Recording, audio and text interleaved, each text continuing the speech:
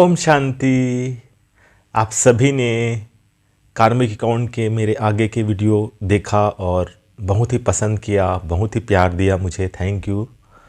कार्मिक अकाउंट के बारे में मैं तीसरी वीडियो लेके आ रहा हूँ। बातें ऐसी है कार्मिक अकाउंट के तहत जो हमें समझने की आवश्यकता है कि हमारे दिनचर्या में हमारी स्थिति, स्टेट ऑफ माइंड, हमारा पोजीशन, कितने बार हमारा पोज, माइंड का पोज, मूड चेंज होते रहता है।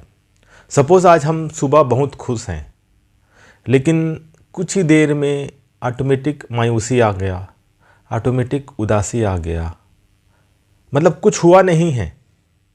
स्टेट ऑफ माइंड सुबह एनर्जेटिक है, पॉजिटिव है, ऑटोमेटिक ही कुछ स्थिति में गिरावट आ जाती है, ऑटोमेटिक ही खुशी चली जाती है, ऑटोमेटिक ही उदासीपन, दुख की लहर छा जाती है। ये सब भी हमारे पिछले जन्मों के कार्मिक अकाउंट के तहत ही होता है। जैसे जैसे हमारे कार्मिक अकाउंट हम आगे जीवन में जीते जा रहे हैं, वैसे वैसे हमारे जीवन के पिछले जन्मों के कार्मिक अकाउंट वैसे वैसे हमारे सामने आते रहते हैं। कभी अच्छे रूप में आते हैं, कभी बुरे रूप में आते हैं। सपोज़ किसी के साथ हमने अच्छा किया है तो वो भी कार्मिक अकाउंट आता है, किसी के साथ बुरा किया है वो भी आता है। तो पिछले जन्मों के जितने कार्मिक अकाउंट आने के कारण हमारा दिनचर्या में कई बार स्थिति ऊपर नीचे, अप डाउन होती रहती है, जिसको हम लोग खुद समझ नहीं पाते कि आज मैं इतना खुश था लेकिन आखिर मेरे साथ ऐसा क्या हुआ, ऐसा क्या कारण है जो मुझे एलोन फील हो रहा है, ऐसा क्या कारण हो रहा है कि मैं बहुत दुख के जैसे भारीपन अनुभव हो रहा है। तो कहीं ना कहीं कुछ आत्माओं के साथ जो हम इंटरेक्ट में, रिएक्शन में आए हैं, कहीं से किसी के द्वारा हमारे प्रति शुभ भावनाएं हैं, किसी का हमारे प्रति कुछ अच्छी भावनाएं ना निकले हो, इन्हीं के तहत हमारी दिनचर्या में जो अलग अलग पोज और अलग अलग स्थितियां लगातार बनती रहती हैं।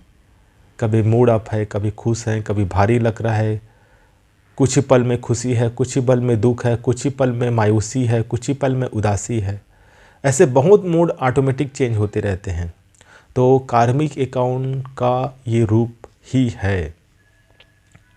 और कभी कभी ऐसा भी होता है कि हम अपने जीवन में बहुत अच्छे से, हर चीज़ है हमारे पास, अच्छा संबंध है, अच्छा परिवार है, अच्छा हमारे पास इनकम भी है, अच्छा धन दौलत है, संबंधों में हमें हर सुख, जीवन में हमें हर सुख मिला है।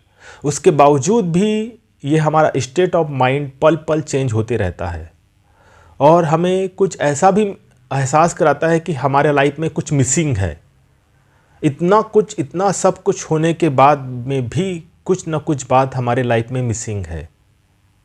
तो एक बात, एक पहलू तो वो हुआ कि जो मैंने कहा कि हमारे बैक टू जो लाइफ है, कार्मिक अकाउंट है, उसके तहत हमारा स्टेट ऑफ माइंड या हमारा पोजीशन या हमारी माइंड की स्थिति चेंज होती रहती है। और दूसरा, अगर ऐसी स्थिति भी हमारे जीवन में सब कुछ होते हुए भी कोई ना कोई बात हमारे लाइफ में मिसिंग है, तो इसका मतलब हमें यह भी समझना चाहिए कि अब समय आ चुका है कि हमारा स्टॉक ख़त्म होने का है। एक स्टॉक जो हमें दुनिया से, परमात्मा से मिला है, बाहरी रूप से संबंधों का, धन का, सुख, वो तो ठीक है, लेकिन अंदर में ये अनुभूति हो रही है कोई चीज़ मिसिंग है, खालीपन लग रहा है, मायूसी लग रहा है, उदासीपन लग रहा है। इसका मतलब हमारा जो पिछले जन्मों का पुण्य का स्टॉक ख़त्म होने के कगार में है। मतलब ये एक प्रकार का हमें, हमारे माइंड को अलार्म है कि आवश्यकता है कि फिर से हम श्रेष्ठ कर्म करना, पुण्य कर्म करना, या सबसे श्रेष्ठ कर्म हम लोग बताते हैं हमारी संस्था में कि राजयोग सीख करके परमात्मा की याद से जो भी कर्म हम करते हैं उस कर्मों में पुण्य की प्राप्ति होती है। वो कर्म हमसे श्रेष्ठ ही होता है, क्योंकि आप सभी जानते हैं कि हम मानवता की भी सेवा करते हैं। तो वो जो लाइफ में जैसे भी जी रहे हैं, उस लाइफ में उन्हें प्लस में ऐड करना होगा ये स्पिरिचुअल नॉलेज, ये स्पिरिचुअल शक्ति को बढ़ाना होगा।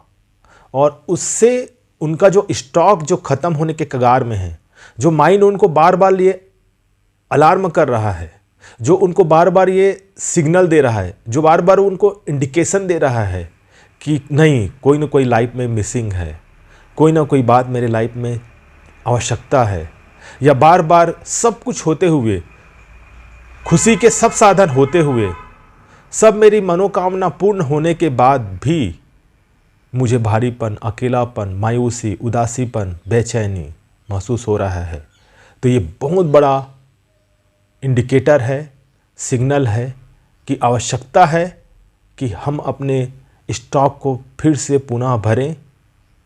नहीं तो हम सभी जानते हैं कि इस दुनिया में जो बड़े से बड़े लोग हैं, हर प्रकार की प्राप्ति है, लेकिन आज उन्हें भी डिप्रेशन, टेंशन अंदर ही अंदर होते रहता है। हम भले ही लोगों को ऊपरी रूप के तौर पर देखते हैं तो लगता है ये खुश है, लेकिन नहीं, अंदर से हर कोई किसी न किसी पीड़ा, दुख, दर्द में है।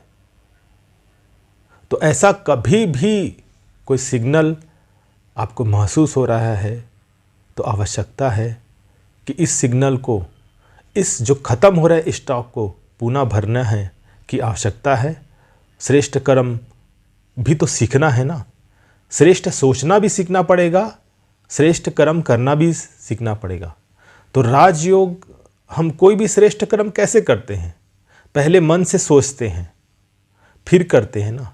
तो राजयोग हमारे अंदर ऐसी शक्ति भर देता है जो हम हमेशा अपने स्टेट ऑफ माइंड में, अपनी खुशी में दिन भर बरकरार रहेंगे, क्योंकि राजयोग मतलब परमात्मा से कनेक्शन हो जाता है। और दुनिया की जो भी चीज़ें, वस्तुएं हैं, वह विनाशी है, ख़त्म होने वाली है।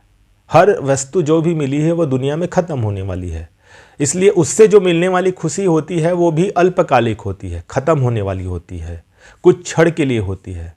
लेकिन जब हम राजयोग सीखते हैं, परमात्मा से कनेक्ट हो जाते हैं, तो उससे जो खुशी मिलती है वो अविनाशी है, क्योंकि वो कभी ख़त्म होने वाला नहीं है। चाहे आज हमारे जीवन में कोई भी अच्छे से अच्छा संबंध भी हमारे पास है, लेकिन वो भी तो कब हमें छोड़ के चला जाए, वो भी तो एक प्रकार का धोखा है। अच्छा, कौन सी बात कब हमें चुभ रही है, वो भी तो एक कहीं ना कहीं उनकी भी तो बात हमें दिल को लगती है, और ज़्यादा लगती है। बाहरी दुनिया कुछ बोले तो हमें बुरा नहीं लगता, लेकिन अपने लोग ज़्यादा बोलते हैं तो कुछ बुरा लगता है।